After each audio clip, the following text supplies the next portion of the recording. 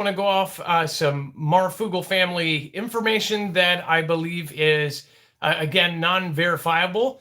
But there is word that they are moving massive military equipment over to the West Coast. Now, if you can verify that, send anything and everything to adam@marfooglenews.com. Now, I'm going to get into the main subject and the main meat of today's video, and that is talking about Twitter, and then we're going to be talking about kind of the updates that we're going to be giving you tonight on the show about everything that's going on worldwide. First of all, I find this extremely important because Twitter is an extremely powerful tool.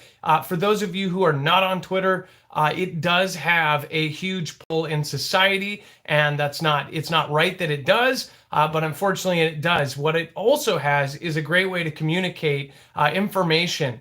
For those of you who don't understand how it works and never got it, I can completely understand, because when I first got on Twitter, I literally thought it was the dumbest thing ever, that you're limited to a certain amount of characters, and it's kind of like the TikTok of words.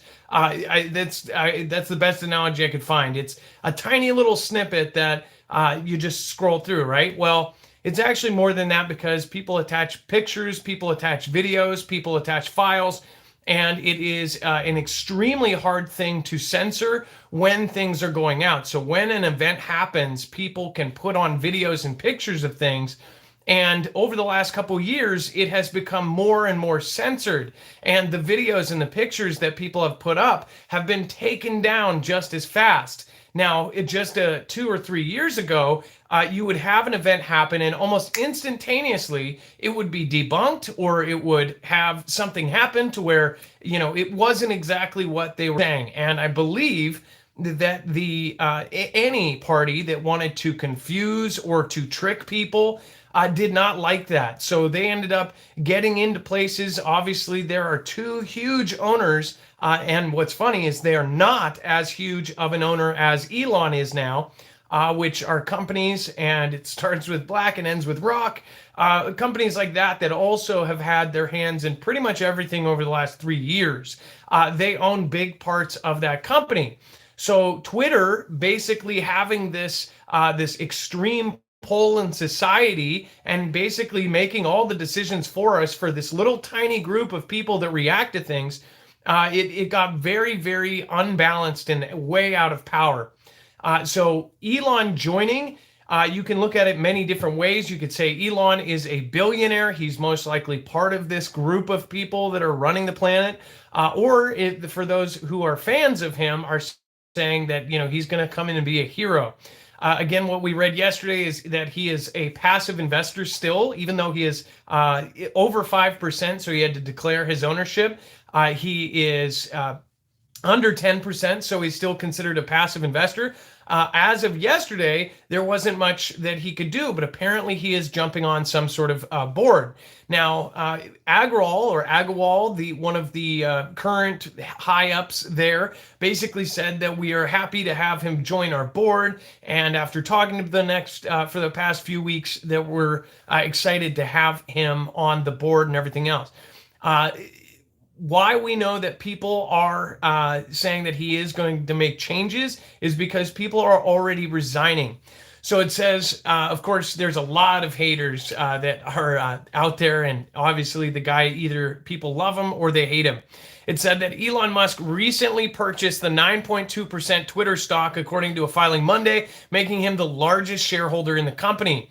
It says Twitter, again, Twitter users urge Elon Musk to reinstate T-Man's account. We knew that was going to happen. It says supporters of our previous president are urging Elon Musk to reinstate the ex-president's Twitter account after the Tesla billionaire's boss became the social network's biggest shareholder and got a seat on Twitter's board.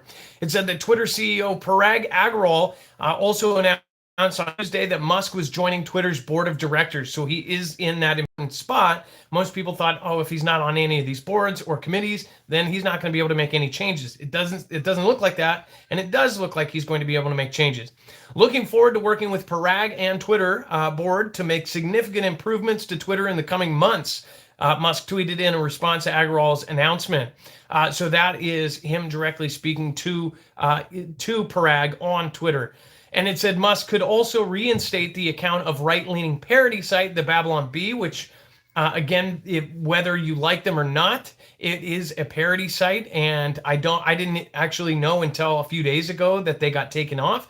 I watch mostly their content on other platforms, and I was actually kind of blown away that they were taken down in the first place. It was suspended from Twitter last month after it referred to a gender President B administration official, Rachel Levine, as Man of the Year. So that was what got them thrown off. And then Seth Dillon, the CEO of the Babylon Bee, said Musk spoke to him by phone shortly after the suspension and mused that he may need to buy Twitter. Musk reached out to us before he polled his followers about Twitter's commitment to free speech. Dillon wrote on his Twitter account he wanted to confirm that he had, in fact, been suspended. He even mused on that call that he might need to buy Twitter. And then Musk teased Twitter users on Monday evening by asking them if they wanted an edit button for tweets. This just hours after it was learned that the world's richest person became the company's largest shareholder. So all of that happened. The main part about this is Twitter has been an extreme source of information for a lot of good stuff. It comes along with a lot of the bots. It comes along with a lot of these nation state actors that have huge armies. In fact, Xi's army of online bots, and not even bots, human beings, that essentially their whole purpose is to push a narrative for that purpose alone. You have countries that have a far more huge reaching reach as far as how many people use Twitter and actually consume it, like, say, Americans consume TikTok. And as far as this happening, if he comes in and he changes things and brings certain people back, it's almost predictable. Obviously, we are running into 2024 here pretty soon, and there could be some major changes. My thought on this is that it seems like it's all a theatrical show and that something massive is on the way. That is my honest opinion, because if you look at everything that is happening, it looks like it's going to be kind of the hero cycle, and somebody's going to come in and it's going to be back on the up and up. But what is really happening behind the scenes? Now it says, well, Mark Zuckerberg holds dual class shares that effectively allow him to override Meta investors' objections to do whatever he wants. Twitter only has one class of shares. So essentially, it says that means Twitter shares held by founder Dorsey give Dorsey the same voting powers shares held by Musk. Remember, Musk owns close to 10%. Dorsey only owns about 2.2%. But apparently, he has as much power still as Musk's new power. So we did quote that he was, but that doesn't matter because apparently that power is gone. So as far as Twitter goes, if you use it, you understand why it is important that this changes. And I am hoping that more people get word about this and make a fuss about this. Now, I'm actually, okay, so, and by the way, as to the information, I believe that in the next couple days, as far as the military equipment, I believe that we are going to have some confirmations of that. I don't know if that's for a drill, so we will find out if that is for a drill as far as all of the military equipment moving to the west. But in a demonstration of power that can be wielded by Twitter investor, Dorsey stepped down as Twitter CEO in 2021, following a heated activist campaign from shareholder Elliott Management. Elliott held around 4% of Twitter shares at the time, less than half of what Musk's current stake is. As far as people leaving, there are several people that have gone to Twitter and said that they're leaving because Musk has come on. And they're saying that they basically support censorship. And I'm sorry, when you read them, it's like, well, we don't want a bunch of bigots and all of this other stuff coming onto Twitter, and we don't support bullying, and that's why we support, taking down certain people.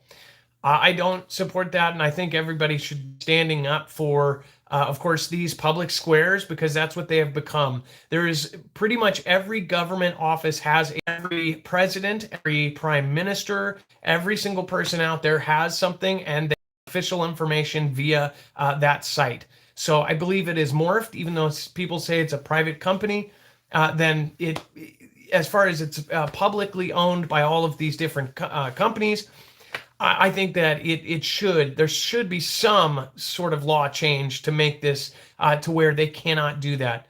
We are rapidly losing any kind of platform where we can speak and speak opinions. And people know that, and anybody that says against that essentially is drinking the Kool-Aid. So we'll see you on the show later on tonight over on Marfoogle TV. It will be in just a few minutes. We're going to go over, of course, lightning strikes the Artemis 1 mission's mega moon rocket. Germany on the brink of a food crisis. We're going to talk about the conscripts, the people that were drafted over in Bear Country, given 19th century rifles. That's according to, I'm sure, UKR. And then US sees a rising risk in breathtaking China nuclear expansion. That is something that is now being confirmed by multiple countries, including neutral countries. And it is being confirmed by their official media there in China. So that is not something that's good. Obviously, something big in the horizon. If you guys want to check out everything that I just told you, make sure to go over to marfooglenews.com. We have a full bibliography of all of the information I just quoted. Plus, we have much, much more. There's going to be web-only content that you can only access there after tonight's show. Make sure to join us live. Tonight is going to be a good one. There's definitely a lot of stuff happening. And then if you want to support us, we're independent. We don't have a multi-channel network. We do not have a multi-billion-dollar company behind us. We have you guys. So thank you, everybody that has followed me from the beginning to now. Thank you so much. And make sure to go over and check out marfooglenews.com/ if you want to get long-term survival food, or if you want to go over to marfooglenews.com/EMP, you can get official, actual protection against EMP and CMEs. We're going to talk about solar activity this week because now there has been almost, I believe, 8 different flares and different events that have happened, and it's only predicted to get worse. So we'll talk about that more tonight on Marfoogle TV. We'll see you then. Be safe, be prepared, and Marf out.